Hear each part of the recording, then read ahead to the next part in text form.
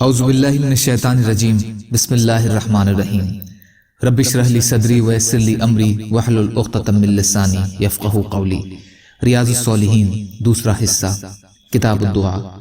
حضرت انس رضی اللہ تعالیٰ عنہ سے روایت ہے کہ نبی اکرم صلی اللہ علیہ وسلم یہ دعا بھی کیا کرتے تھے: اے اللہ، میں تجھ سے پناہ مانگتا ہوں سفید داغ کی بیماری سے، پاگل پن سے، کوڑ سے اور دوسری بری بیماریوں سے۔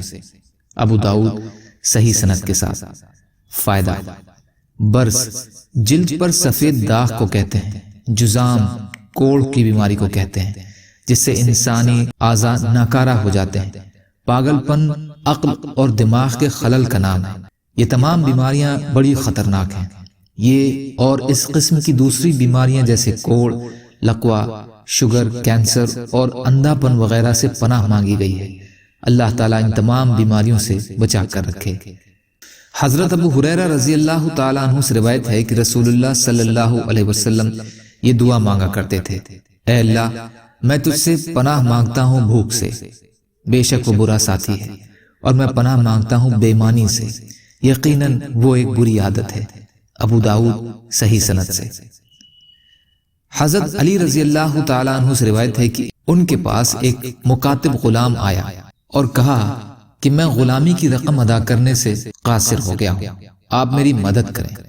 علی رضی اللہ تعالیٰ عنہ نے فرمایا: کیا میں تجھے ایسے کلمات نہ سکھلا دوں جو مجھے رسول کریم صلی اللہ علیہ وسلم نے سکھلائے تھے؟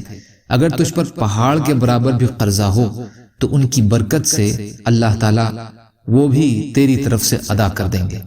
یہ پڑھا کر: یا اللہ، اپنے حرام سے، اپنے حلال کے ذریعے سے میری مدد فرما، اور تو اپنے فضل سے، اپنے علاوہ سے مجھ سے بے نیاز کر دے۔ ترمذی۔ یہ حدیث حسن ہے۔ فائدہ: مکاتب وہ غلام ہوتا ہے جو اپنے مالک سے معاہدہ کر لیتا ہے کہ میں اتنی رقم ادا کر دوں گا تو آزاد ہو جاؤں گا، چنانچہ طے شدہ معاہدے کے مطابق رقم کی ادائیگی کے بعد وہ آزاد ہو جاتا تھا۔ ترمذی میں پہاڑ کا نام بھی موجود ہے، شبیر پہاڑ۔ بہرحال قرض کی ادائیگی اور لوگوں سے بے نیازی حاصل کرنے کے لیے یہ ایک بہترین دعا ہے۔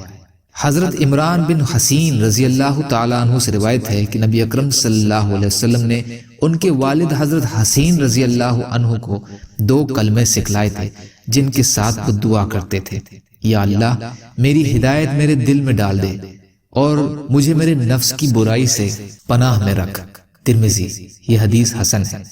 فائدہ: ہدایت سے مراد اچھے اعمال کی توفیق اور ہر موقع پر صحیح راستے کی نشاندہی، اور نفس کی شرارت سے محفوظ رکھنے کا مطلب ہے کہ نفسانی خواہشوں سے بچا جو دین و دنیا کی بربادی کا باعث ہے۔ یا اللہ، ہم سب کو کہنے سننے سے زیادہ عمل کی توفیق عطا فرما۔ یا اللہ، رحم کا، کرم کا، عافیت کا، درگزر کا، فضل کا معاملہ فرمائیے۔ جو مظلوم ہیں ان کی مدد فرمائیے، جو پریشان حال ہیں ان کی پریشانیوں کو دور کر دیجئے۔ یا اللہ، اپنے حرام سے، اپنے حلال کے ذریعے سے ہماری مدد فرما، اور تو اپنے فضل سے، اپنے علاوہ سے ہمیں بے نیاز کر دے۔ اللہم انا نجعلک فی نحورہم ونعوذ بک من شرورہم۔ سبحان ربک رب العزت عما یصفون وسلام علی المرسلین والحمد للہ رب العالمین برحمتک یا ارحم الراحمین۔ لا الہ الا اللہ محمد رسول اللہ۔ والسلام علیکم۔